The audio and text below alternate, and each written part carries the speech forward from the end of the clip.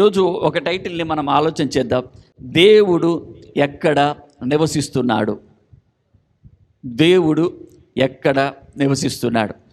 అయితే ఇప్పుడు మీరందరిలో చాలామంది ఒక 50%కి పైన మీరు చెప్పగలుగుతున్నారు, ఆయన నాలో నివసిస్తున్నాడని మీరు చెప్పగలుగుతూ ఉన్నారు. అది 100% రైట్ ఆన్సర్. బట్ నీకు దానికన్నా ముందు ఇంకొక ఆలోచన నీకు తెలియాలి. అదేంటండి అంటే, అసలు ఆ దేవుడు ఎవరో నీకు తెలియాలి. నీకు ఇప్పుడు 23వ కీర్తన చదివో వినో మరి చెప్పో నీకు అలవాటైంది. ఇదంతా ఒక ఎత్తు అయితే అసలు కాపరి ఎవరో నీకు తెలియాలి. హల్లెలూయా.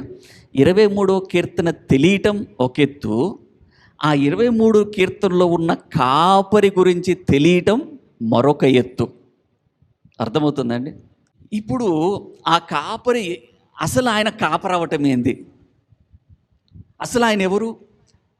రాజులకు రాజు, ప్రభులకు ప్రభువు, సర్వోన్నతుడు, సర్వ సృష్టికర్తకి ఆయనే ఆధారమని చెప్తూ ఉన్నాం. సకల ఆశీర్వాదాలకి ఆయనే మూలమని చెప్తూ ఉన్నాం. అసలు ఆయన మహామహిమలో ఉండి ఆయన మహిమను కూడా మనం చేరలేమని చెప్తూ ఉన్నాం. ఇంత పరిశుద్ధుడు, ఇటువంటి దేవుడు నా కోసం కాపరైపోవటం ఏంది? హల్లెలూయా. కాపరంటే ఎలా ఉంటాడు? యెహోవా నా కాపరి. వావ్. ఆయన నాకు కాపరిగా ఉంటే ఎవరు? మహారాజు, సృష్టికర్త నాకు కాపరిగా ఉంటే నాకు లేమే లేదు. శత్రుల బారిన పడకుండా కాపాడుతూ ఉన్నాడు. దుడ్డుకర్రతో దండముతో ఆయన నన్ను ఆదరిస్తూ ఉన్నాడు. ఆయన నన్ను సేద తీరుస్తూ ఉన్నాడు. ఆయన నా ప్రాణాన్ని రీస్టోర్ చేస్తూ ఉన్నాడు. ఆయన ఇప్పుడు చూడండి, ఇందాక చదివిన దానికి ఇప్పుడు చెప్పేదానికి తేడా ఉందా లేదా? ఇందాకేంటి 23వ కీర్తన తెలుసా అంటే మనం చదువుతూ ఉన్నాం, చెబుతూ ఉన్నాం. కానీ ఇప్పుడు ఆ రాజు నాకు కాపరై ఉన్నాడని చెప్పేసి నీవేం చేస్తున్నావు? అప్లై చేసుకుంటున్నావు. నీ జీవితానికి దాన్ని అనువదించుకుంటూ ఉన్నావు. ఆమేన్. హల్లెలూయా. సో అలాగ ఈ బైబిల్ని మనం అర్థం చేసుకోవాలి. ఏదో మనకి వచనాలు తెలుసు కదా అని చెప్పేసి మనం పైకి మనం వాటిని బట్టి కొట్టి ఒప్పజెప్పే వారంగా ఉండకూడదు. కానీ ఆ వెనక దేవుడు అసలు ఎటువంటి వాడు, ఆ దేవుని మహిమ ఏంటి, ఆ దేవుడు ప్రేమ ఏంటి, ఆ దేవుడు ఎంత గొప్పవాడు, ఆయన ఎందుకోసం దిగి వచ్చాడు, ఈ సంగతులు మనకి అర్థం కావాలి. ఇప్పుడు దేవుడు ఎక్కడ నివసిస్తున్నాడు అనే ప్రశ్న, ఆయన నివసించటానికి ఏది సరిపోతుంది? ఆయనే పరలోకాన్ని సృష్టించాడు. ఆమేన్. ఆయన పరలోకాన్ని కట్టాడు అనుకుందాం. భూమిని కట్టింది ఎవరు? భూమి అనే ఇల్లును కట్టింది ఎవరు? పరలోకము అనే ఇల్లు కట్టింది ఎవరు?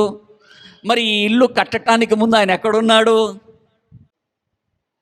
ఆయన ఎట్లా అంటే అండి, ఆయన అందులోనికి ఇమిడిపోయాడు అంటారు కదా, అలా పరలోకములోనికి ఆయన ఇమిడిపోయాడు. ఆమేన్. రైట్. సో ఇప్పుడు దేవుడు మానవాళితో ఉండటానికి ఆదాముని అవ్వని దేవుడు క్రియేట్ చేసి ఒక తోటలో పెట్టేసి వారితో ఆయన సంచరించటానికి, వారితో ఆయన నివాసిగా ఉండటానికి, ప్రతిరోజు వారిని కలుసుకోవటానికి, ప్రతిరోజు వారిని ముచ్చటించటానికి ఆయన వస్తున్న ఈ సమయంలో సాతాను దూరిపోయి మోసం చేసి పాపాన్ని బట్టి ఆదాము హవ్వలు ఏం చేయబడ్డారండి? ఆ ఏదెను వనములో నుంచి వారు తోలివేయబడిన వారుగా ఉన్నారు. సో ఏదెను వనములో దేవుడు మనిషితో నివసించాలని గొప్ప ప్రణాళిక కలిగి ఉన్నాడు. రైట్. కానీ పాపము వచ్చేసరికి ఇప్పుడు పరిశుద్ధుడైన దేవుడు పాపులతోటి నివాసం ఉండలేడు. కాబట్టి ఆయన వారిని బయటికి పంపివేసి ఉన్నాడు. ఇప్పుడు చెప్పండి, మరి ఆయన ప్రణాళికను మార్చుకున్నాడా? ఆయన ఉద్దేశాన్ని మార్చుకున్నాడా? ఆయన ఆలోచన ఏమై ఉన్నది ఇంకా? అయితే మరలా వీరితో నేను కలుసుకోవాలి, మరలా నేను వీరితో నివాసము చేయాలి, మరలా నేను వీరిని చేర్చుకోవాలి. అవునా? అదే ఇది ఆ ప్రణాళిక అంతా కూడా మనకి ఇక్కడ కనబడతా ఉంది. హల్లెలూయా. పాపమును బట్టి మానవాళికి దేవుడికి ఒక పెద్ద గ్యాప్ అయితే వచ్చేసింది. ఇప్పుడు ఆ గ్యాప్ని ఫిల్ చేయాలి. అయితే ఆ గ్యాప్ని ఫిల్ చేయడానికి దేవుడు ఆ పనిని మానవాళికి ఇవ్వలే. ఎందుకంటే అది వారి వల్ల కాదు. ఆ గ్యాప్ని ఫిల్ చేసుకోవటం అనేది మానవాళి వల్ల కాదు. సో ఆ గ్యాప్ని ఫిల్ చేయటానికి, ఏ గ్యాప్ అది? దేవునికి మనుషులకి మధ్య ఉన్న ఆ గ్యాప్ని ఫిల్ చేయటానికి ఆయనే ఇంకో ఆలోచనతోటి మరలా వారి మధ్యకు వస్తూ ఉన్నాడు. ఆమేన్. నిర్గమకాండం 29వ అధ్యాయం 45-46 ఇందాక చదివిన మాటలే. నేను ఇశ్రాయేలుల మధ్య నివసించి వారికి దేవుడనై యుందును, కావున నేను వారి మధ్య నివసించినట్లు ఐగుప్తు దేశంలో నుండి వారిని వెలుపలికి రప్పించిన తమ దేవుడని యెహోవాను నేనే అని వారు తెలుసుకొందురు. దేవునికి మహిమ కలుగును గాక. ఈ వచనాల ప్రకారం దేవుడు ఎందుకు వారిని బయటికి నడిపించాడు? ఎందుకు నడిపించాడు? నేను వారి మధ్య నివసించునట్లు. హల్లెలూయా. నేను వారి మధ్య నివసించునట్లు. ఆమేన్. ఎందుకంటే వారిని బయటికి నడిపించింది దేవుడు వారి మధ్య నివసించటానికి ఇష్టపడతా ఉన్నాడు. ఆమేన్. హల్లెలూయా. ఇప్పుడు ఐగుప్తులో ఉన్నారు. ఐగుప్తులో ఆయన ఉండటానికి ఇష్టపడుతున్నాడా? లేదు. తన ప్రజల మధ్య, తన ప్రజలు ఎలాగుండాలి? ప్రత్యేకించబడిన వారుగా ఉండాలి. హల్లెలూయా.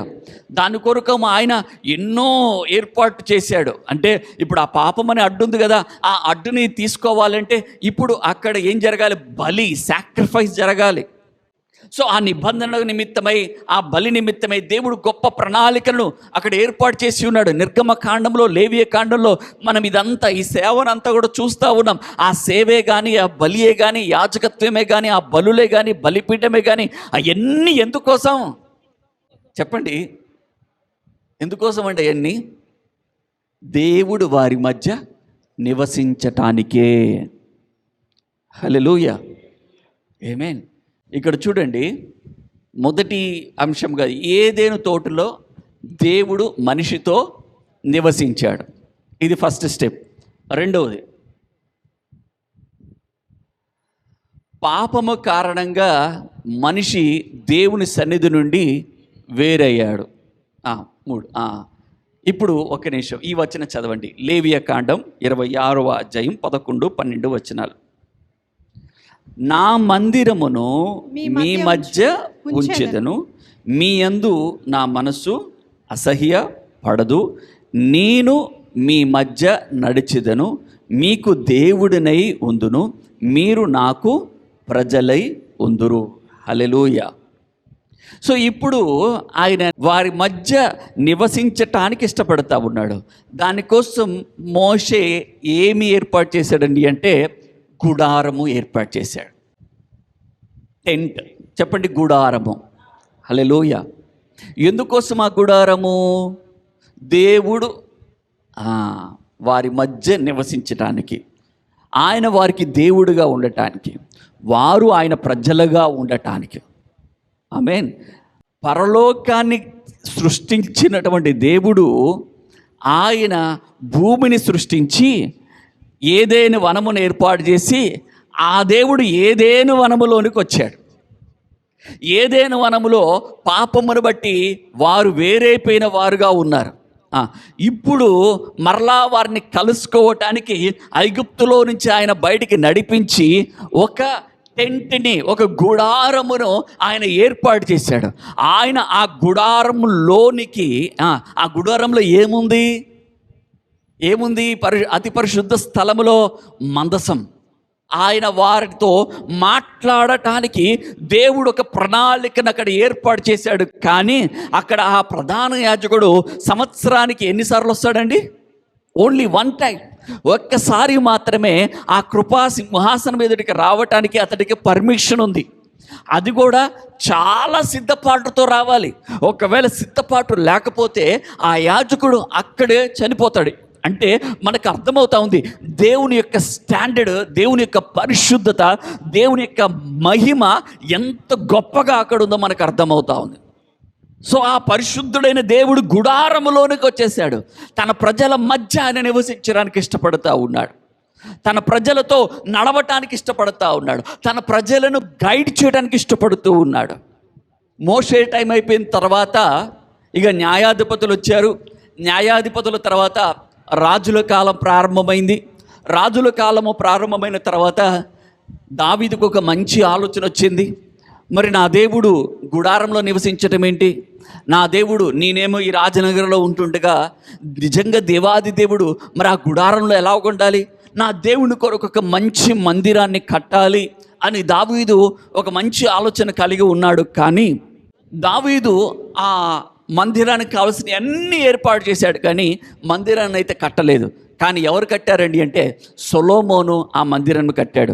సో ఆ సొలొమోను ఆ అద్భుతమైన మందిరం మీకు కనబడుతూ ఉంది కదా, ఆ అద్భుతమైన మందిరాన్ని నిర్మించిన తర్వాత అతడు ప్రార్థన చేస్తూ ఉన్నాడు.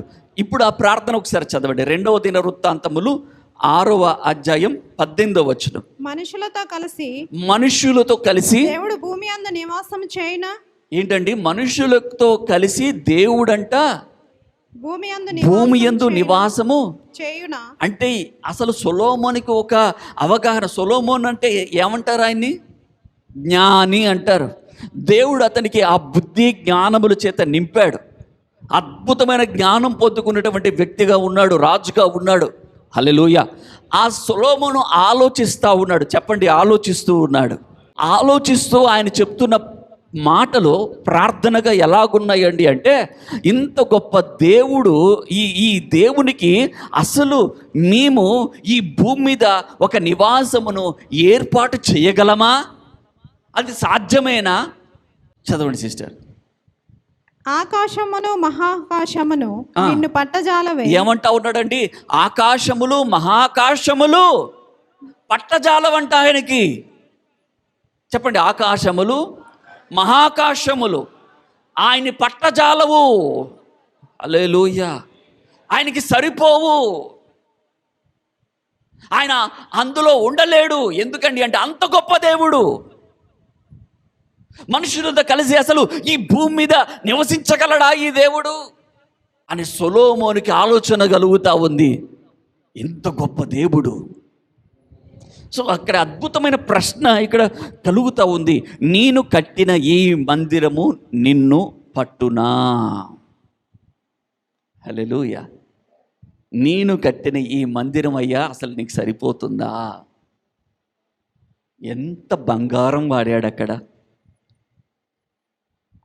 ఇన్ని విలువైన అంటే బెస్ట్ థింగ్, ఈ భూమి మీద ఉన్న బెస్ట్ కలపని వాడాడు, బెస్ట్ క్లాత్ని వాడాడు, బెస్ట్ చెక్కని వాడాడు, బెస్ట్ గోల్డ్ని వాడాడు, బెస్ట్ వెండిని వాడాడు. బెస్ట్గా ఆ మందిరాన్ని సొలొమోను నిర్మించాడు. ఎన్ని చేసి సొలొమోను అంటా ఉన్నాడు, నేను కట్టిన ఈ మందిరం అసలు ఆయనకి పట్టునా? ఆకాశములు మహాకాశములు సరిపోవే, ఆయన ఇందులోకి వచ్చి నివాసిగా ఉండగలుగుతాడా? నా దేవునికి నేను ఇక్కడ ఆతిథ్యం ఇవ్వగలుగుతానా? స్టెప్ బై స్టెప్ వస్తున్నామండి, రైట్? దేవుని ఉద్దేశం ఏంటి? ఆయన ఉండాలి అంటే ఎక్కడైనా ఉండొచ్చు. ఆకాశములు మహాకాశములు పరలోకము సర్వాంతర్యామి. కానీ ఆయన ఎవరితో నివాసము ఉండాలనుకుంటున్నాడు? ఎవరితో? ప్రజల మధ్య, తన ప్రజలతో ఆయన నివాసిగా ఉండటానికి ఇష్టపడుతూ ఉన్నాడు. ఆ ప్రణాళికలోనే ఏదేను తోటను ఏర్పాటు చేశాడు. కానీ పాపం ఏం చేసింది? వేరు చేసేసింది. ఆ ఉద్దేశాన్ని దేవుడు మార్చుకున్నాడా? మార్చుకోలే. ఎలాగైనా సరే వారితో నివసించాలని చెప్పేసి ఐగుప్తులో నుంచి వారి మధ్య నివసించటానికి, వారికి దేవుడిగా ఉండటానికి, వారు తన ప్రజలుగా ఉండటానికి వారిని నడిపించి ఎక్కడికి వచ్చాడు? గుడారములోకి వచ్చేసాడు. హల్లెలూయా. అప్పటిదాకా గుడారంలో ఉన్న దేవుడు ఇప్పుడు సొలొమోను కట్టిన ఈ అద్భుతమైన ఈ మందిరంలోనికి ఆయన వచ్చేసాడు. అందుకనే ఇజ్రాయేల్ గోత్రపుల వారు దేవుడు ఎక్కడున్నారు అంటే యెరూషలేములో ఉన్నాడని నమ్ముతూ వారు ప్రతి ఏటా ఆ పండుగల టైంలో వారు యెరూషలేమునికి ప్రయాణమై వారు దేవుణ్ణి ఆరాధించుకుంటూ దేవుణ్ణి కలుసుకుంటూ వారు వచ్చేవాళ్ళు అనమాట. ఇప్పుడు యూదులలో ఏ గోత్రపు వారినైనా సరే నువ్వు ఆ టైంలో అక్కడ ఉండుంటే నీ దేవుడు ఎక్కడున్నాడు అని వారిని అడిగితే వారిచ్చే సమాధానం ఏంటి? యెరూషలేములో ఉన్నాడు అని చెప్తారు. యెరూషలేములోనే ఎందుకున్నాడు? ఇప్పుడు మనం చదివిన మాట ప్రకారం యెరూషలేములో మందిరము ఉన్నది. ఆమేన్. సో అక్కడ ఆయన ఆ ప్రాంతాన్ని ఎంచుకొని ఉన్నాడండి, ఆ ప్రజల్ని ఎంచుకొని ఉన్నాడండి. అది వాగ్దాన భూమి అండి, అది కానాన్ అండి, అది పాలు తేనెలు ప్రవహించే దేశం అండి, ఇలా ఎన్నో చెప్తారు. కాబట్టి మేము ప్రతి ఏటా కూడా ఆయన్ని కలుసుకోవడానికి మేము వెళ్తూ ఉన్నాం. అందుకే భక్తులలో వారి ఆశ కూడా మనం చూడగలుగుతామండి. లైక్ కీర్తనలో 26వ అధ్యాయం, కీర్తనలు 26:8, యెహోవా నీ నివాస మందిరమును నీ తేజో మహిమ నిలుచు స్థలమును నేను ప్రేమించుచున్నాను. ఆమేన్. 132వ కీర్తన 13. యెహోవా సియోనును ఏర్పరచుకొని ఉన్నాడు, తనకు నివాస స్థలముగా దానిని కోరుకొని ఉన్నాడు. ఆమేన్. అదే రీతిగా 90వ కీర్తన 1వ వచనం. ప్రభువా తరతరముల నుండి మాకు నివాస స్థలము నీవే. ఆమేన్. హల్లెలూయా. 91:1 మహోన్నతుని చాటున నివసించువాడే సర్వశక్తిని నీడలో విశ్రమించువాడు. ఆమేన్. ఇలా మనం చాలా మాటలు నివాసమును గురించి మాటలు మనం కీర్తనలోంచి తీయచ్చు. సో వారికైతే నివాస స్థలము ఏమై ఉన్నదండి అంటే, దేవుడు ఎక్కడైతే నివసిస్తున్నాడో దాన్ని వారు ప్రేమిస్తున్నటువంటి వారుగా ఉన్నారు. దేవుని నివాస స్థలము కొరకు వారు ఆశపడుతున్నటువంటి వారుగా ఉన్నాడు. ఎందుకని అంటే దేవుడు ఆ ప్రాంతాన్ని, ఆ సియోనుని, ఆ యెరూషలేముని కోరుకొని ఉన్నాడు. ఆమేన్. హల్లెలూయా. సో భక్తులు దేవుడు అక్కడ నివసిస్తూ ఉన్నాడని, అది తేజో మహిమ నిలుచు స్థలమని వారు కూడా ఎంతో భక్తితో, ఎంతో ప్రేమతో అక్కడికి వచ్చి వారు ఆరాధన చేస్తూ ఉండేవారు. ఇదంతా కూడా మనకి పాత నిబంధన గ్రంథంలో కనపడతా ఉంటుంది. హల్లెలూయా. దాని తర్వాత జరిగిన సంఘటనలు, ఆ మందిరము కూల్చవేయబడింది. అయినప్పటికీ కూడా భక్తుల ఆశ తిరిగి ఆ మందిరం కట్టబడాలని ఎజ్రా, నెహెమ్యా ఇలాంటి భక్తులు వచ్చి తిరిగి మరి మందిరాన్ని కట్టబడటం, మరలా కూల్చబడటం, ఇవన్నీ జరిగాయి. దాని తర్వాత యేసుక్రీస్తు ప్రభువారు ఆయన మన మధ్యకు వచ్చి ఉన్నాడు. యోహాను సువార్త 1వ అధ్యాయం 14వ వచనం.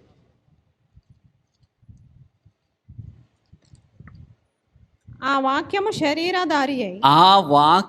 శరీరధారి అయి కృపా సత్య సంపూర్ణుడుగా మన మధ్య నివసించెను. ఆమేన్. హల్లెలూయా. ఆ వాక్యము, ఏ వాక్యం చెప్పండి ఇప్పుడు? ఎట్లా చూడాలి ఆ వాక్యాన్ని? ఆ వాక్యం ఎక్కడుంది? ఆదియందు ఉన్న వాక్యం. హల్లెలూయా. ఆ వాక్యం దేవుడు అయి ఉన్నాడు. ఆ దేవుడు ఏమయ్యాడంట? శరీరాన్ని ధరించుకున్నాడు. ఎక్కడికి వచ్చేసాడు? శరీర రూపములోనికి వచ్చేసాడు. వా! అసలు ఆ దేవుడికి సొలొమోను అన్న విధముగా ఆకాశ మహాకాశములు సరిపోతాయా? అసలు ఆ దేవునికి పరలోకం సరిపోతుందా? ఎందుకు? ఆ పరలోకాన్ని చేసింది కూడా ఆయనే కదా. అసలు ఆయనకి ఈ భూమి సరిపోతుందా? భక్తుడు అంటాడు, భూమి ఆయన పాదపీఠము అంట. హల్లెలూయా. ఆకాశం ఆయన సింహాసనము, భూమి ఆయన పాదపీఠము. చెప్పండి, ఆకాశము భూమి ఆయన పాదపీఠము. అలాంటి దేవుడు ఏం ధరించుకున్నాడు ఇప్పుడు? ఓ హల్లెలూయా. శరీరాన్ని ధరించుకొని కృపా సత్య సంపూర్ణుడుగా ఎక్కడికి వచ్చాడంట? ఎక్కడికి వచ్చాడు? ఆ వచన ప్రకారం 14, మన మధ్య నివసించటానికి. వా! నివసించటానికి. చెప్పండి, నివసించటానికి. నివసించటము అంటే ఎంతో అద్భుతమైన మాట. ఆమేన్. నువ్వు ఎక్కడున్నా ఏది చేసినా సాయంకాలం నీ పని అయిపోగానే ఎక్కడికి రావాలనిపిస్తుంది? నీకు ఇంటికి రావాలనిపిస్తూ ఉంటుంది, నీ వారిని చూసుకోవాలనిపిస్తూ ఉంటుంది, నీ ఇంట్లో వండిన దాన్ని తినాలనిపిస్తూ ఉంటుంది, నీ ఇంట్లో పడుకోవాలనిపిస్తూ ఉంటుంది. అది నివాస స్థలము నీకు. హల్లెలూయా. దేవుడు ఎంత గొప్ప దేవుడైనా ఎక్కడికి రావాలనిపిస్తుంది? ఆయనకి తన ప్రజల మధ్యకి రావాలనిపిస్తూ ఉంది. హల్లెలూయా. తన వారి మధ్యకి రావాలనిపిస్తూ ఉంది. ఆమేన్. తన వారి మధ్యకి ఎలాగొచ్చాడు? శరీరాన్ని ధరించుకొని కృపా సత్య సంపూర్ణుడుగా మన మధ్య నివాసముగా ఉండటానికి వచ్చాడంట. ఆమేన్. మరి ఇంతటితో అయిపోయిందా? కాలే. ఆయన ప్రణాళికలో ఇవన్నీ కూడా ఒక భాగంగా ఉన్నాయి.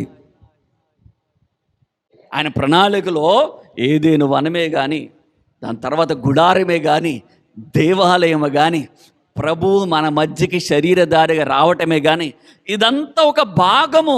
ఎందుకు? ఆయన ఉద్దేశం నెరవేరటానికి ఇవన్నీ ఒక భాగము.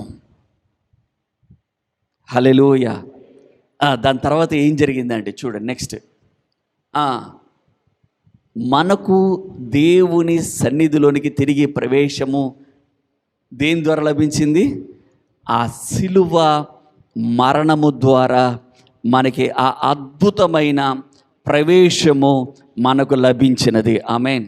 అందుకే హెబ్రీ పత్రికలో ఒక అద్భుతమైన మాట రాయబడింది. 10-19 వచనం చదువుదాం. 10వ అధ్యాయం. యేసు మన కొరకు ప్రతిష్ఠించిన మార్గమున అనగా నూతనమైనదియు జీవము గలదియు ఆయన శరీరము అను తెర ద్వారా ఏర్పరచబడినదైన మార్గమున ఆయన రక్తము వలన పరిశుద్ధ స్థలమునందు ప్రవేశించుటకు మనకు ధైర్యము కలిగి ఉన్నది గనుకను దేవుని ఇంటి పైన మనకు గొప్ప యాజకుడున్నాడు గనుకను. ఆమేన్. హల్లెలూయా. యేసు రక్తము వలన ఆ పరిశుద్ధ స్థలములో దేవుడు నివసించు స్థలములోనికి రావటానికి ఆయన శరీరం అనే తెర ద్వారా మనందరినీ కూడా ఆయన ప్రవేశపెట్టి ఉన్నాడు. సిలువ దేవునికి మానవాళికి మధ్య ఉన్నటువంటి ఆ గ్యాప్ని ఫిల్ చేసింది. ఆమేన్. మానవాళికి దేవునికి ఉన్నటువంటి ఎడబాటుని తీసివేసిందే సిలువ. ఆమె చెప్దామా? అందుకే ఇంకో అద్భుతమైన మాట ఫిలిప్పీలకు రాసిన పత్రిక 2:7 కూడా ఒకసారి చూడండి. ఫిలిప్పీలకు రాసిన పత్రిక 2వ అధ్యాయం 7వ వచనం. మనుషుల పోలికగా పుట్టి దాసుని స్వరూపము ధరించుకొని తన్ను తాను రిక్తునిగా చేసుకొనెను. మనుషుని పోలికగా పుట్టి దాసుని స్వరూపములో వచ్చి తనను తాను రిక్తునిగా చేసుకున్నాడు. అంటే తనను తాను చూడని ఎంతగా తగ్గించుకున్నాడో యేసయ్య. తనను తాను రిక్తునిగా చేసుకొని సిలువ మరణం పొందునంత వరకు కూడా ఆయన ఎంతో విధేయత చూపినాడు. ఆమేన్. ఎందుకోసమంటే ఒక్కటే ఒక జవాబు నీకోసం. హల్లెలూయా. ఆయన నీతో ఉండటానికి. ఆమేన్. ఆయన నీ దగ్గరికి చేరటానికి, నువ్వు ఆయన దగ్గరికి చేరటానికి. ఆయన అసలు ఊహించుకోండి, అసలు ఆయన చెయ్యాలి అంటే ఇంకో భూమిని చెయ్యలేడా? చెయ్యాలనుకోండి ఇంకో మట్టి ముద్దను ఆయన తీసుకొని వదలేడా? కానీ ఈ దేవుని యొక్క యథార్థత చూడండి, ఈ దేవుని యొక్క గుణ లక్షణాలు చూడండి. ఆయన చేసిన దాన్ని ఎలాగైనా సరే దాన్నే మళ్ళీ పర్ఫెక్ట్ రూపంలోనికి తీసుకురావాలనే ఆలోచన తప్ప దాన్ని కంప్లీట్గా నాశనం చేసి ఇంకొకటి చేయాలనే ఆలోచన ఆ దేవునికి లేదు. మనుషులముగా మనం అలాగా ఆలోచన చేస్తాము, కానీ దేవుడు తాను చేసిన దాని విషయమై, తాను ఇచ్చిన దాని విషయమే పశ్చాత్తాప పడకుండా దాన్ని ఎలాగైనా సరే సంపూర్ణతలోనికి తీసుకురావడానికి ఎంతకైనా సరే నా దేవుడు రావటానికి ఇష్టపడతా ఉన్నాడు. అందుకే తన్ను తాను తగ్గించుకొని రిక్తునగా చేసుకొని దాసుని స్వరూపము, ఏ దేవుడు ఏ స్వరూపాన్ని ఎంచుకున్నాడో చూడండి. దాసుని స్వరూపములోనికి ఆయన వచ్చేసి ఉన్నాడంట. హల్లెలూయా, దేవునికి మహిమ కలుగునుగాక. సిలువ ద్వారా ఇప్పుడు మనకైతే ఒక మార్గము ఏర్పాటు చేయబడింది.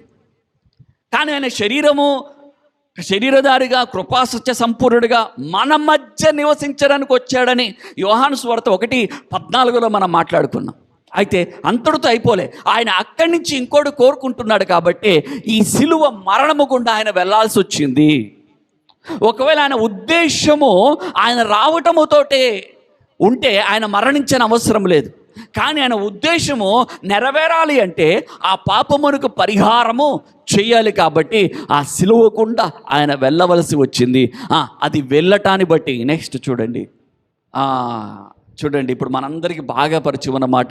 1 కొరింథీ పత్రిక 3:16 మీరు దేవుని ఆలయమై ఉన్నారనియు దేవుని ఆత్మ మీలో నివసించుచున్నాడనియు మీరు ఎరుగరా?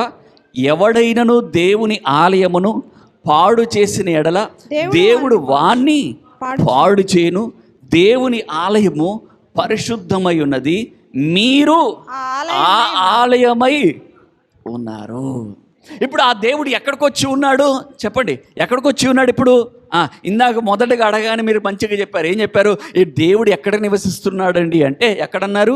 మాలో నివసిస్తున్నారు అని చెప్పారు. ఆమేన్, హల్లెలూయా. నీలోకి రావటానికి దేవుడు ఎంత పని చేశాడో ఒకసారి ఆలోచించండి.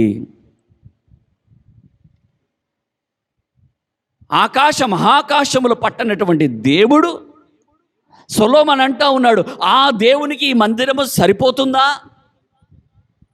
ఇది ఆయనకి పట్టునా అనే ఒక ఆలోచన కలిగిన సొలొమోను కట్టిన దేవాలయము అది అయిపోయింది. అక్కడి నుంచి ఆయన శరీరధారిగా దాసుని స్వరూపము చేసుకొని తనను తాను రిక్తునిగా చేసుకొని మన వాళ్ళ కొరకు దిగి వచ్చినటువంటి ప్రభువుగా ఉన్నాడు.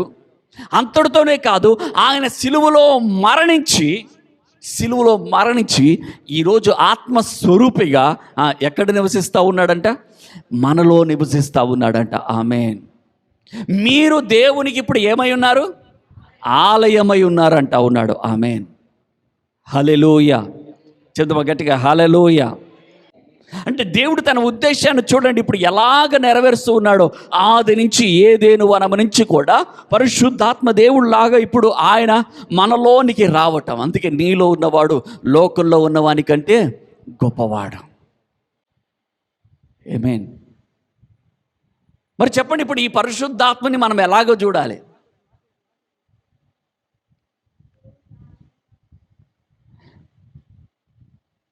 ఇప్పుడు యేసయ్య ఫిలిప్ అన్నాడు, యేసయ్య దగ్గరికి వచ్చి ఒక మాట అన్నాడు, అయ్యా మాకు తండ్రిని చూపించు చాలు అన్నాడు. యేసయ్య ఏమన్నాడు?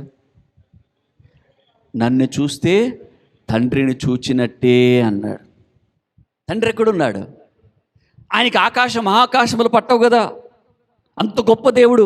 కానీ ఆ తండ్రి అయిన దేవుడు ఎక్కడికొచ్చి నివాసం ఉంటున్నాడండి? శరీరధారిగా యేసుక్రీస్తు ప్రభు వారిలో తండ్రి యందు నేనును నా యందు తండ్రియు. ఓ గొప్ప అద్భుతమైన సత్యమును మాటను యేసుక్రీస్తు ప్రభు వారు తెలియచేస్తూ ఉన్నాడు.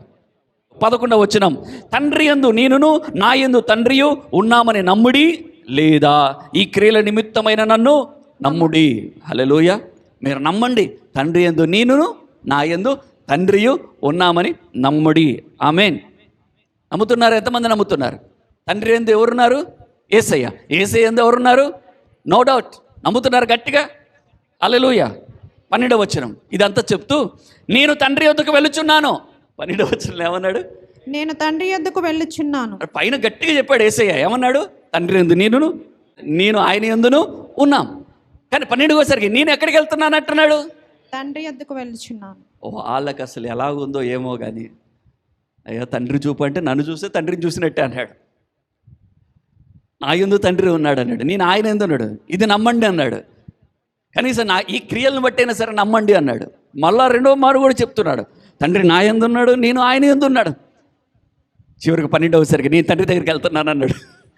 యేసుక్రీస్తు ప్రభు వారు యోర్దాను నదిలో నుంచి ఎప్పుడైతే బయటకు వచ్చాడో ఆయన మీదికి పరిశుద్ధాత్ముడు దిగి రావటం, ఆయన ఆత్మవశుడైపోవటం, ఆత్మ ద్వారా ఆయన నడిపించబడటం, అరణ్యములకి వెళ్ళటం, ఆత్మలో బలం పొందుకోవటం, ఆత్మలో బలం పొందుకొని బలమైన కార్యాలు, బలమైన పరిచర్య చేయటం మనం చూస్తూ ఉన్నాం. యేసేలో ఏముంది? పరిశుద్ధ ఆత్మదేవుడు ఉన్నాడు. ఆమేన్. ఆ పరిశుద్ధ ఆత్మని యేసుక్రీస్తు ప్రభువారు తండ్రిగా విశ్వసిస్తూ ఉన్నాడు. తండ్రి ఆత్మ. ఆమేన్. హల్లెలూయా. మనము పరిశుద్ధాత్ముడు అంటే సంఘము ఎంత నిర్లక్ష్యం అంటే, పరిశుద్ధాత్ముడు అంటే ఆయన్ని ఒక అద్భుతాల కొరకో, లేకపోతే ఒక స్వస్థత కొరకో, లేకపోతే ఒక భాషల కొరకో, లేకపోతే కొన్ని అసలు పరిశుద్ధాత్మనే మేము నమ్మము. సంఘము ఎవరిని నిర్లక్ష్యం చేసేసిందండి అంటే పరిశుద్ధాత్మని నిర్లక్ష్యం చేసేసింది. యేసయ్య తన స్వజనుల దగ్గరికి వచ్చినప్పుడు ఏమన్నాడు? ఆ స్వజనులు ఆయన స్వీకరించాడు అన్నాడా? తన సొంత జనులు ఆయన ఏం చేశారు? నమ్మలే. ఇప్పుడు కూడా సొంత సంఘం దగ్గరికే పరిశుద్ధాత్ముడు పంపబడితే సేమ్ అదే జరుగుతూ ఉంది. వారు నమ్మనటువంటి వారుగా ఉన్నారు. పరిశుద్ధాత్మ అంటే అది ఒక గుంపుకు మాత్రమే, లేకపోతే అది ఒక వరములకు మాత్రమే, అది ఒక డిఫరెంట్. కానీ దేవుని ఆత్మని యేసు ఎలాగో తండ్రి యందు నేనును నా యందు తండ్రి ఉన్నాం. It's a God's spirit. హల్లెలూయా. ఓల్డ్ టెస్ట్మెంట్లో అంతా కూడా ఏమని రాయబడింది? పరిశుద్ధాత్మ అని కనబడదు, గాడ్ స్పిరిట్ అని రాయబడింది. దేవుని ఆత్మ. ఆ దేవుని ఆత్మ కాస్త న్యూ టెస్ట్మెంట్కి వచ్చేసరికి పరిశుద్ధాత్మ, పరిశుద్ధుని యొక్క ఆత్మ, పరిశుద్ధుని యొక్క ఆత్మగా పిలువబడింది. అదే క్రీస్తు యొక్క ఆత్మగా పిలువబడింది. హల్లెలూయా. సో అందుకే ఇప్పుడు మనం చదివిన ఈ మాటలు చూస్తే ప్రభువుని, తండ్రిని, పరిశుద్ధాత్మని వేరు చెయ్యలేని విధముగా యేసయ్య మాట్లాడుతూ ఉన్నాడు. హల్లెలూయా. బట్ చర్చ్, సంఘం ఏం చేసింది అంటే డివైడ్ చేసేసింది. మేము తండ్రికి సంబంధించిన వారము, మేము కుమారునికి సంబంధించిన వారము, మేము ఆత్మకు సంబంధించిన వారము. ఇంకో గుంపులు తయారవుతూ ఉన్నాయి, మేము తల్లికి సంబంధించిన వారము. కానీ ప్రభువారు త్రియేకత్వమును ఎంత బలంగా సూచిస్తూ నమ్మండి అంటా ఉన్నాడు.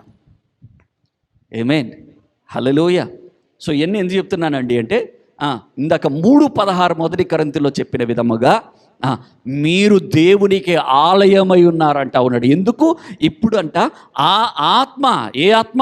పరిశుద్ధుని యొక్క ఆత్మ, ఆ దేవుని యొక్క ఆత్మ, పరిశుద్ధాత్మ, క్రీస్తు ఆత్మ, యేసయ్య ఆత్మ ఎక్కడికి వచ్చేసింది? ఇప్పుడు నీలోనికి వచ్చేసింది. ఆమేన్. ఇప్పుడు నీవు దేవునికి ఆలయమైపోయి ఉన్నావు అంటూ ఉన్నాడు. ఓల్డ్ టెస్టిమెంట్లో ఎలాగుందండి అంటే గుడారం వేసినప్పుడే కానీ, లేకపోతే సొలొమోను కట్టినప్పుడే కానీ దేవుడు వారి మధ్య నివసించటానికి వచ్చాడు. ఎక్కడ? వారి మధ్య. ఇప్పుడు ఆయన ఎక్కడ ఉన్నాడు? ఆమేన్. తన ఉద్దేశాన్ని నెరవేర్పు కొరకు ఆయన ఈ విధంగా తీసుకొని వస్తూ ఉన్నాడు. ఇంతటితో అయిపోలే. ఎక్కడ దాకా వచ్చాం? ఇప్పుడు మనం పరిశుద్ధాత్మని దాకా వచ్చాం. ఎక్కడి నుంచి స్టార్ట్ అయినాం? ఈడెన్, ఏదేను వనం. దాని తర్వాత పాపము ద్వారా సపరేట్ అయిపోయారు. దాని తర్వాత గుడారం నుంచి దేవాలయము, దేవాలయం నుంచి సిలువ నుంచి పరిశుద్ధాత్ముడు. ఏమే? ఒకసారి ఈ మాట చదివండి. ప్రకటన గ్రంథం 21వ అధ్యాయం 3వ వచనం. దేవుని యొక్క నివాసం అంటే ఎవరితో ఉంది? మనుషులతో కూడా ఉన్నది. ఆయన వారితో కాపురముండును, వారు ఆయన ప్రజలయుందురు. దేవుడు తానే వారి దేవుడై ఉండి వారికి తోడయుండును. ఆయన వారి కన్నుల ప్రతి బాష్పమును తుడిచివేయును. హల్లెలూయా. ఏమండి, ఇది ఎక్కడ ప్రారంభమైంది తెలుసా? ఆదికాండములో ప్రారంభమైనది. ఏదేను వనములో దేవుడు తన వారితో ఉండటానికి, సహవాసము చేయడానికి ఆయన వస్తూ తన బిడ్డల్ని కలుసుకోవడానికి ఇష్టపడ్డాడు. బట్ పాపము చేత సపరేట్ అయిపోయింది. అయితే ఇప్పుడు ఆయన కోరుకునేది ఏంటండి అంటే ఇటర్నిటీలో, నిత్యత్వములో ఆయన ఎవరితో ఉండటానికి ఇష్టపడతా ఉన్నాడు? ఆయన ప్రత్యేకంగా ఉండటానికి ఇష్టపడటం లేదు, ఆయన ఒక్కడిగా ఉండటానికి ఇష్టపడటం లేదు. తన ప్రజల మధ్య ఆయన నివాసిగా ఉండటానికి ఇష్టపడతా ఉన్నాడు. తన ప్రజలతో ఆయన ఉండటానికి ఇష్టపడతా ఉన్నాడు. ఆమేన్. ఈ బైబిల్ అంతా ఇప్పుడు ఏం చూపిస్తుంది? ఆదిలోనేమో సహవాసం కోల్పోయారు, చివరికి ప్రకటన గ్రంథం 21:3 వచ్చేసరికి తన జనుల మధ్య ఆయన నివాసిగా ఉండటానికి ఇష్టపడతా ఉన్నాడు. హల్లెలూయా. ఇప్పుడు దేవుని నివాస స్థలం ఎక్కడండి అంటే నీలో, నీతో అని మనం ధైర్యంగా చెప్పగలగాలి. ఎటువంటి దేవుడు ఎటువంటి వారిని ఎంచుకున్నాడు? రైట్. మరి ఇంత గొప్ప దేవుణ్ణి నేను అసలు ఎలా కలిగి ఉంటాను? అయిపోయింది, అంతా అయిపోయింది, సందేశం అంతా అయిపోయింది. కానీ ఈ ప్రశ్న అనేది మనకు కలగాలి. ఇంత గొప్ప దేవుణ్ణి అసలు మనము ఎలాగ కలిగి ఉంటాం? యేసుక్రీస్తు ప్రభువారు న్యూ టెస్టిమెంట్లో ఉపమానాలుగా బోధిస్తూ ఉంటాడు. ఉపమానములుగా బోధించాడు. ఉపమానాలుగా బోధిస్తూ ఆయన మనందరికీ పరిచయమైన ఉపమానం ఏంటంటే విత్తనము, నేల. తెలుసు కదా? విత్తనాలు ఎన్ని? ఏంటండి అంత ఆలోచిస్తున్నారు? ఒకటే, ఆ విత్తనము దేవుని వాక్యము. హల్లెలూయా. నేలలెన్ని? రాతి నేల ఉంది, ముండ్ల పొదల ఉంది, త్రోవ పక్కన ఉంది, మంచి నేల కూడా ఉంది. ఆమేన్. హల్లెలూయా. విత్తనము దేనికి సాదృశ్యం? వాక్యం అనగా దేవునికి సాదృశ్యం. నేల దేనికి సాదృశ్యం? నీకు, నాకు, మనందరికి కూడా సాదృశ్యం ఉన్నది. అవునా? ఆయన ఏం చేస్తున్నాడు? ఇప్పుడు విత్తనాలు వెదజల్లుతూ ఉన్నాడు. విత్తనాలు వెదజల్లుతూ ఉన్నాడు. అయితే మనము మంచి నెలగా దీన్ని సిద్ధపరచుకొని ఆ విత్తనమును ఏం చేయాలి? ఆ విత్తనమును ఏం చేయాలి? నాటుకోవాలి. ఆ విత్తనం ఏంటి? వాక్యం అంటే దేవుడు. ఆ దేవుని నీలో ఏం చేయాలి? నీలో నాటుకోవాలంటే నువ్వు ఆయనకి ఏమి ఇచ్చేవాడుగా ఉండాలని అంటే పర్మనెంట్ రెసిడెన్సీ ఇచ్చేవాడుగా ఉండాలి. నీ దేవుడు నీలో రెంట్కు ఉండటానికి ఇష్టపడట్లే. అర్థమైందండి? రెంట్ అంటే ఏంటి? ఆదివారం వచ్చి వెళ్ళిపోతారు రెంట్.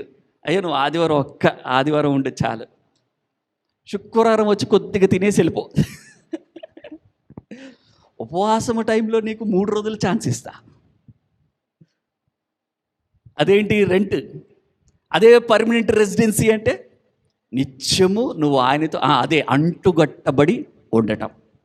హల్లెలూయా. చదువు గట్టిగా హల్లెలూయా. నీ దేవుడికి నీవు రెంట్కి ఉంచుతావా ఆయన్ని? లేకపోతే పర్మనెంట్గా నీలో ఆయన్ని చేర్చుకొని ఆయనతో నివాసిగా ఉంటావా? ఒకసారి నేను ఇప్పుడు చెప్పిన ఉపమానం ఒకసారి లూకాసు వార్తలో చూడండి. లూకాసు వార్త 8వ అధ్యాయం 14-15 వచనాలు. లూకా భక్తుడు చాలా అద్భుత రీతిగా ఈ ఉపమానాన్ని రాశాడండి. అందుకే 14వ వచనం ఒకసారి చూస్తే మనకు అర్థమవుతుంది. అన్నీ నేను ఎక్స్ప్లెయిన్ చేయట్లేదులే, కానీ జస్ట్ మిమ్మల్ని అందులోనికి తీసుకురావటానికే.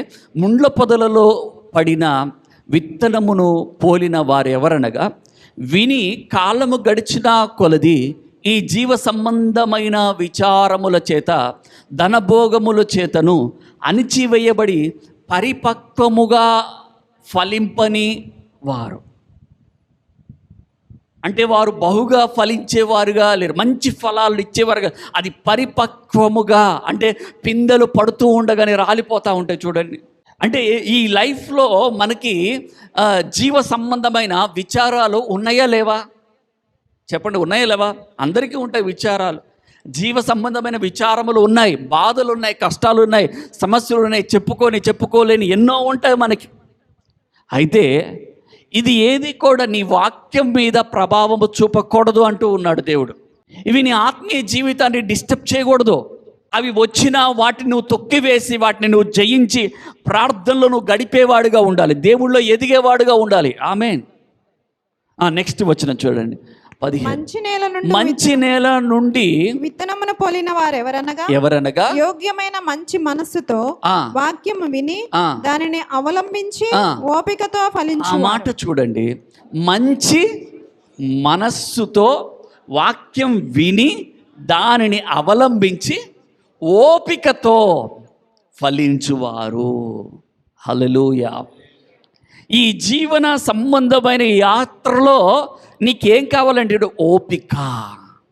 ఓపికతో పాటు ఇంకేం కావాలంటే యోగ్యమైన మంచి మనస్సు. ఆ మంచి నేలకున్న గుణలక్షణాలు ఏంటి? యోగ్యమైన మంచి మనస్సు, ఓపిక. ఓపిక చెప్పండి. యోగ్యమైన మంచి మనస్సు, ఓపిక. హల్లెలూయా. ఆ ఇంట్లోకి ఎవరు వస్తారంట? ఆ ఇంట్లోకి ఎవరు వస్తారంట? యేసయ్య వస్తాడంట. ఆమె అక్కడ ఆయన తన ఫలమును చూపించడానికి ఇష్టపడతా ఉన్నాడు. ఆమేన్.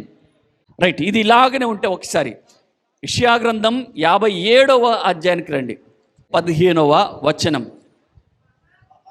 మహాగణుడును మహోన్నతుడును పరిశుద్ధుడును నిత్య నివాసినైన వాడు ఇలాగ సెలవిచ్చుచున్నాడు, నేను మహోన్నతమైన పరిశుద్ధ స్థలములలో నివసించువాడను. ఏమండి, ఎక్కడ నివసిస్తూ ఉన్నాడంట అండి? ఒకసారి చూడండి. మహాగణుడును మహోన్నతుడును పరిశుద్ధుడును నిత్య నివాసియునైన వాడు ఈలాగా సెలవిచ్చుచున్నాడు. నేను ఆయన అంటున్నాడు, దేవుడు స్వయంగా చెప్తున్న మాటగా ఉంది, నేను మహోన్నతమైన పరిశుద్ధ స్థలములలో నివసించువాడను. ఎక్కడ నివసిస్తా ఉన్నాడంటే దేవుడు చెప్పండి? మహోన్నతమైన స్థలములలో నివసించు వాడు మన దేవుడు. చెప్పండి నాతో పాటు, మహోన్నతమైన, మంచిగా గట్టిగా, మహోన్నతమైన స్థలములలో నివసించువాడు. హల్లెలూయా. మరి ఇప్పటిదాకా చెప్పిన సందేశం ఏంటి? ఆయన ఏదైనా వనంలోకి వస్తున్నాడు అన్నాడు కదా, ఆయన గుడారంలోనికి వస్తున్నాడు అన్నారు కదా, ఆయన దేవాలయంలోకి వస్తున్నాడు అన్నారు కదా, ఆయన శరీరధారిగా వచ్చాడని చెప్పాం కదా, ఆయన సిలువ నుండి ఇప్పుడు ఈరోజు మనలోనికి వచ్చి ఉన్నాడని చెప్తా ఉన్నాం కదా. అయితే ఆయన గురించి తాను చెప్పుకుంటున్న మాట, నేను మహోన్నతమైన స్థలములలో నివసించువాడను అంటా ఉన్నాడు. ఆమేన్. అలా చెప్తూ ఆయన స్టాండర్డ్ ఏంటో చెప్తూ, అందరూ నా వైపు చూడండి, అలా చెప్తూ, అందరు చెప్పండి, అలా చెప్తూ విషయానికి వస్తున్నాడు. అయినను వినయము గలవారి ప్రాణమును, అయినను, అందరు చెప్పండి గట్టిగా, అయినను వినయము గలవారి ప్రాణమును ఉజ్జీవింప చేయుటకును, నలిగిన వారి ప్రాణమును ఉజ్జీవింప చేయుటకును, వినయము గలవారి యొద్దకు దీన మనసు గలవారి యొద్దకును నివసించుచున్నాను. హల్లెలూయా. మహోన్నత స్థలములలో నివసించువాడును నేను అని చెప్తున్నాడు. అయినను వినయము గల వారి దగ్గరికి, దీన మనసు గల వారి దగ్గరికి వచ్చి ఆయన నివసించడానికి ఇష్టపడతా ఉన్నాడు. ఈరోజు మనం దేవుని ఆలయము అని చెప్తూ ఉన్నాం. అయితే ఈ ఆలయం ఎలాగుండాలి? ఈ ఆలయం ఎలాగుండాలి? ఇప్పుడు చెప్పిన ఈ వచనాల్లో మనకి ఆన్సర్ అన్నీ దొరుకుతాయి. 15వ వచనంలో మహాగణుడు మహోన్నతుడును, ఆయనంట పరిశుద్ధుడును నిత్య నివాసి అయిన వాడు. ఆయన అంటే ఆయన నివాస స్థలం ఎలాగుండాలని కోరుతూ ఉన్నాడండి అంటే పరిశుద్ధంగా ఉండాలని కోరుతా ఉన్నాడు. ఇప్పుడు దీన్ని ఏమని నమ్ముతున్నారు మీరు? అబ్బో మామూలుగా చెప్పండిలే, మందిరం అని నమ్ముతా ఉన్నారు. అవునా? మందిరం నమ్మి చెప్పులు బయట విడిచొచ్చారా? ఎందుకు విడిచొచ్చారు కదా? హల్లెలూయా. ఇప్పుడు ఈడికొచ్చి సిగరెట్ తాగుతారా? ఎందుకు తాగరు? మందు తాగుతారా? బూతులు మాట్లాడతారా? ఏడుకొచ్చి గల్లా పట్టుకొని కొట్టుకుంటారా? ఎందుకు కొట్టుకోరు? ఎందుకు చేయరు? అపచారం అండి. ఏం మాట్లాడుతున్నారండి? ఎన్ని అనుకుంటారో. అవునా?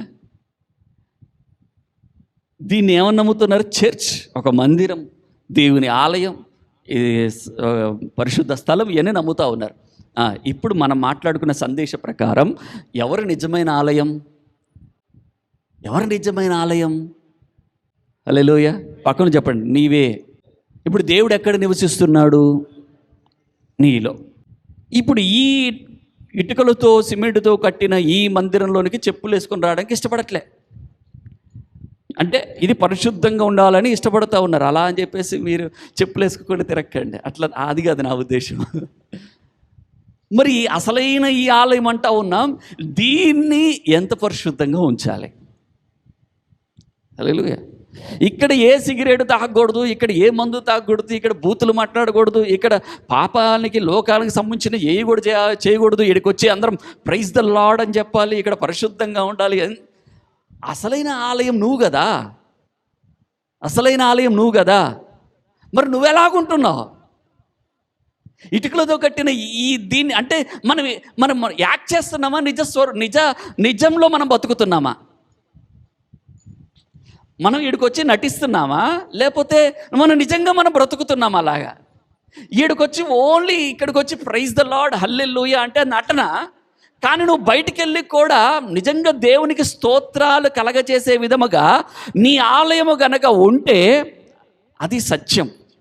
ఆమేన్. ఇక్కడ నువ్వు ఏదైతే చేయటానికి ఇష్టపడతావో, ఇక్కడ ఏదైతే ఎలాగైతే ఉండాలనుకుంటున్నావో, నువ్వు ఒంటరిగా ఉన్నప్పుడు కూడా నేను దేవునికి ఆలయం ఉన్నా, నాలో పరిశుద్ధాత్ముడు నివసిస్తూ ఉన్నాడు, తండ్రి ఆత్మ నాలో ఉన్నాడు.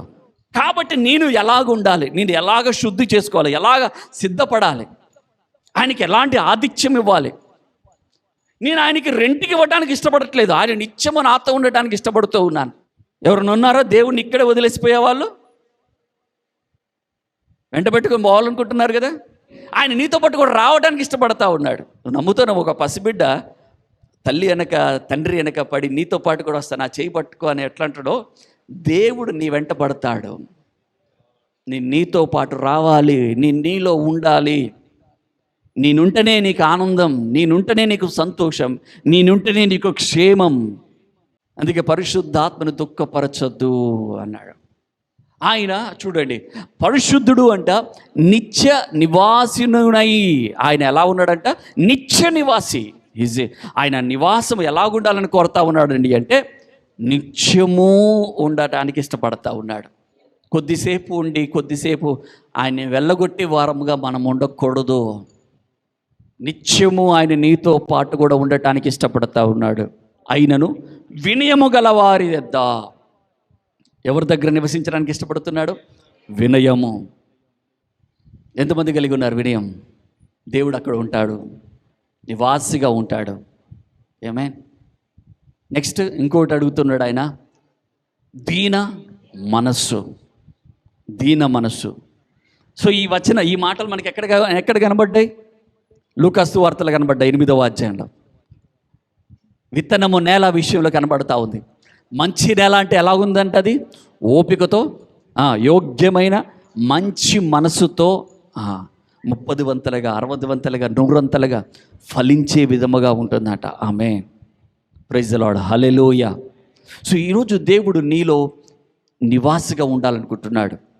మహోన్నతుడు, పరిశుద్ధుడు, ఆకాశ మహాకాశములు ఆయన్ని పట్టజాలవు. కానీ అటువంటి దేవుడు నీ దగ్గరికి ఆత్మస్వరూపుగా నీలో నివాసిగా ఉండి నిన్ను నడిపించడానికి ఇష్టపడుతూ ఉన్నాడు. సో ఈరోజు నీకు నువ్వుగా ప్రశ్న వేసుకో, ఇంత గొప్ప దేవుడిని నేను కలిగి ఉన్నాను, ఎంత గొప్ప దేవుడిని నేను కలిగి ఉన్నప్పుడు నేను ఎలాగ జీవించాలి? ఆయన నేను దుఃఖపరచకూడదు కదా, ఆయన నేను వదిలివేసేవానిగా ఉండకూడదు కదా, ఆయన నేను బయటికి పంపివేసేవానిగా ఉండకూడదు కదా, ఆయనతో పాటు నేను కూడా నిత్య నివాసిగా ఉండాలి. ఈ పరిశ్రమలో జరిగినప్పుడు ఆయన ఆనందిస్తాడు, ఆయన శక్తి ఎలాగుంటుందో చూపిస్తాడు, ఆ తేజో మహిమను దేవుడు నీ మీద ఉదయింపచేస్తాడు. ఆయన నిన్ను పగలు మేఘస్తంభముగా రాత్రి అగ్నిస్తంభముగా ఉండి ఆయన నిన్ను నడిపిస్తాడు. ఏమంటే ఒక్కటి ఆలోచించేయండి, ఆయన ఇజ్రాయేల్ వారిని ఎడారిలో అరణ్యములో పగలు మేఘస్తంభముగా రాత్రి అగ్నిస్తంభముగా ఉండి నడిపించినప్పుడే, ఒక గుడారంలో ఉండి నడిపించినప్పుడే వారి గోత్రంలో నిస్సత్తు గలవారు ఒక్కడునూ లేడు అంట. వారి బట్ట మాయలేదంట, వారి చెప్పు అరగలేదంట. ఇప్పుడు ఆ దేవుడు ఎక్కడికి వచ్చాడండి? నీలోనికి వచ్చేసాడు. ఆమేన్. అంటే నీ దేవుడు నీలోకి వచ్చి నిన్ను వాడిపోకుండా, నువ్వు ఊడిపోకుండా, నువ్వు పడిపోకుండా, నువ్వు జారిపోకుండా నిన్ను నిలబెట్టి నడిపించడానికి ఆయన ఇష్టపడుతూ ఉన్నాడు. ఆమేన్. ఈ బుక్ అంతా కూడా మనకొక్కటే నేర్పిస్తుంది, తిరిగి ఆయన సంబంధాన్ని రీస్టోర్ చేయడానికి ఇష్టపడుతూ ఉన్నాడు. తన ఉద్దేశాన్ని, తన ప్రణాళికను నెరవేర్చడానికి ఇష్టపడుతూ ఉన్నాడు. సో ఇందులో నీవు నేను మనమందరం కూడా పాలి భాగస్థులముగా ఉండాలని దేవుడు కోరుతూ ఉన్నాడు. ఇది మతమైద్దా? ఇది మతం పుచ్చుకోవటం అయిద్దా అండి? నో, ఇది దేవాది దేవుడితో కలిగి ఉండే ఓ అద్భుతమైన సంబంధము. అందుకే ఆ దేవుడు ఎవరో తెలుసుకోవాలి. ఆ దేవుడు ఎవరో మనం తెలుసుకోవాలి. ఆ తెలుసుకున్నప్పుడే నిజమైన భక్తి, నిజమైన ప్రార్థన, నిజమైన విశ్వాసం అనేది మనలో కలుగుతుంది. హల్లెలూయా. ప్రార్థన చేసుకున్న దేవుడిని అడుగుదాం, దేవుని సహాయం కోరదాం.